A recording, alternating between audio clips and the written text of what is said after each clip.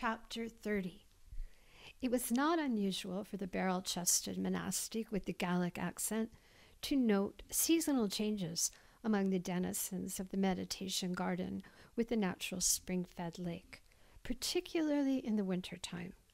After all, it was during this unfavorable season that the roses were, of necessity, pruned back scandalously to only half their normal height, and the poor Mexican sage was forced to submit to the embarrassment of being cut down almost clear to the ground. If the sudden absence of the roses with their heads held high had left the butterflies in a quandary,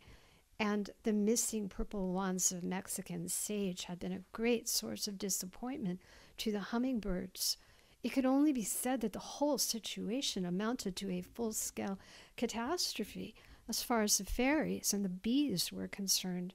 for they depended heavily upon both sources for their respective livelihoods.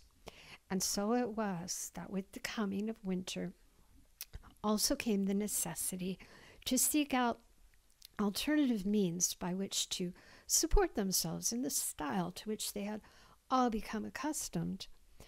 Fortunately for the aforementioned denizens, their search did not take them further than the steep and overgrown embankment that surrounded the lake and protected it from its loud and sometimes inconsiderate neighbor, otherwise known as Sunset Blvd. It was there that the rambunctious and freewheeling nasturtiums rambled wildly all year round, and it was to these carefree creatures that the butterflies, hummingbirds, fairies, and bees could all turn in their times of need. Although the nasturtiums may have appeared on the surface to have been an unruly and ill-kempt lot, they were also possessed of an innate cheerfulness and a willingness to share all they possessed with the less fortunate. This, in turn, may have accounted for the exceptional sweetness of their nectar that by far exceeded in sugar content that of the, let it be said, more self-centered roses or the austere and self-depriving Mexican sage. In combination with their larders, which were kept well stocked with pollen, the nasturtiums thus provided a surprisingly balanced diet to both fairy and pollinator alike during the unfavorable season of winter. The fairies had even been known to set up encampments deep within the tangles of the nasturtiums, which the barrel-chested monastic had never actually seen, but had unmistakably heard on his frequent moonlit walks around the lake at midnight. At first, he had thought the sound to have been that of distant rabble-rousers somewhere on Sunset Blvd, until he realized that the muted strains of boisterousness had emanated from somewhere within the embankment itself. He had then gone on to imagine a miniature bacchanalia under way, comprising fairies who had perchance indulged too liberally in the exceptionally sweet nectar of nasturtium.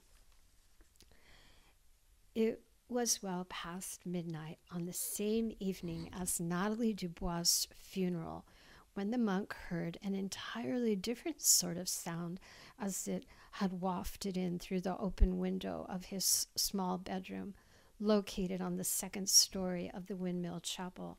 and prompted him to venture out into the dark of night to investigate its source.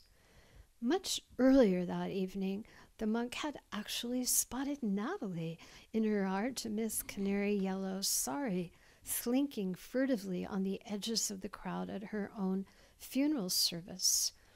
Nevertheless, it had not surprised him unduly, for it was not the first time he had witnessed a deceased soul in attendance at their own funeral.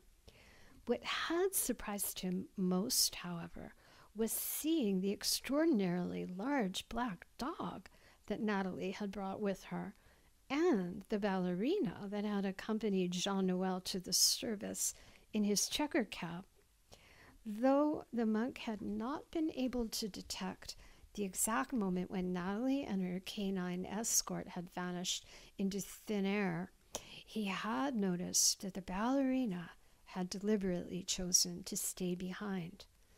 Well after the last guest had departed and he had locked the gate behind them, the monk watched the ballerina staring at the lake with a faraway look in her eye. Suddenly, she ran quickly to the water's edge, where the swans were gliding with great speed to greet her. Leaving them to their moonlit rendezvous, the monk then hurried off himself to his evening meditation, with the little black cat not far behind.